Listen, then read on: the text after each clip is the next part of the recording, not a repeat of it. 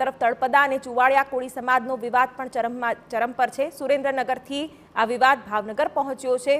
ભાવનગરમાં ચુવાડિયા કોળી સમાજનો ઉમેદવાર ઊભો રાખવાની તૈયારી। સુરેન્દ્રનગરમાં ચુવાડિયા કોળી સમાજના ઉમેદવારનો વિરોધ થઈ રહ્યો છે।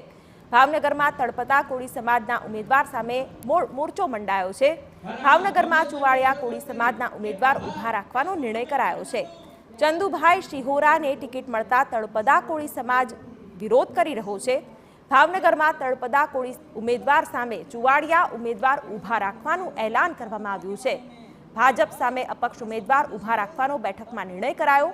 ભાવનગરમાં 2.5 લાખ ચુવાડિયા કોળી સમાજના મતદારો છે। ભાજપે ભાવનગરથી નીમુબેન બામભણિયાને ટિકિટ આપી છે। શું અત્યારે શેના માટે તમે બધા આગેવાનો ભેગા થયા છો? કઈ બાબતે તમારો વિરોધ છે? સુરેન્દ્રનગર લોકસભા ઉપર અમારા સમાજનાને ટિકિટ મળી છે ભાજપમાંથી ચંદુભાઈ શિહોરાને। તો ત્યાંના જે કાંઈ અમુક માજી ધારાસભ્યોને તળપદા કોળી જ્ઞાતિના આગેવાનો દ્વારા ચંદુભાઈનો વિરોધ કરવામાં આવી રહ્યો છે અને ચોખ્ખા શબ્દોમાં કહે છે કે ઘર ભેગા કરવા છે એવા શબ્દમાં।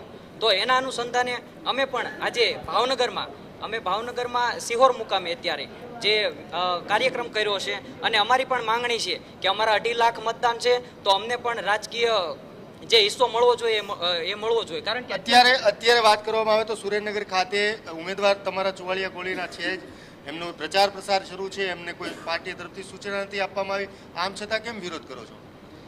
ચોક્કસ હવે આમાં એવું છે કે અત્યાર સુધી અમે એ લોકોને વધાવ્યા છે, બરાબર।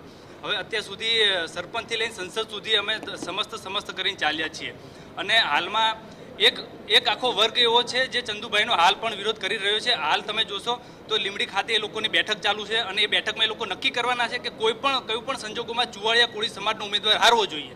આથી અમે પણ હવે એમને સામે મેદાને પડ્યા છીએ। જો અમારા ચુવાડિયા કોળી સમાજનો એક ઉમેદવાર હારશે તો એમને આખા ગુજરાતમાં જ્યાં એમના ઉમેદવાર હશે બધી જગ્યાએ અમે એમનો ઉમેદવાર હરાવશું।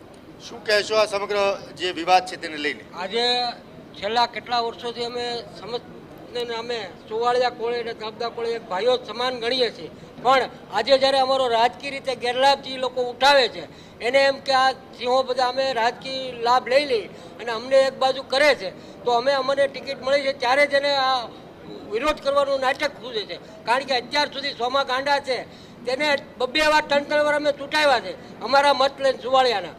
સમસ્ત કોળી સમાજના નામે અત્યાર સુધી સોમાભાઈ ગાંડા હોય કે કોઈ પણ વ્યક્તિ હોય, તળપદા કોળીને જીતાડવામાં ચુવાડિયા કોળીનો બહુ મોટો હાથ છે તેવું તેમનું કહેવું છે। ત્યારે એમના સમાજના વ્યક્તિને ટિકિટ મળી ત્યારે શા માટે આ પ્રકારનો વિરોધ, તેવો તેમનો સવાલ છે। શું કહેશો આ જે સમગ્ર વિવાદ છે તેને લઈને?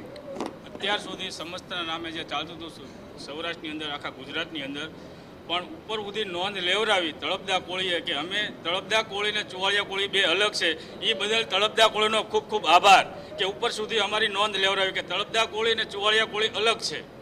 અત્યાર સુધી સમજના નામે એ લોકો અમે હવે હિસ્સો માંગીશું એની અંદર। સમસ્તના નામે જે ચાલતું હતું હવે નહીં। હવે તમે શું કરશો? માનો કે અત્યારે હવે જે વિરોધ શરૂ છે, તમે શું કરવા માંગો છો? તમે એમ કહો છો કે ઉમેદવાર ઉભા રાખશો? આ ઉમેદવાર ગમે અમે નક્કી કરીને અમે અમારી રણનીતિ તો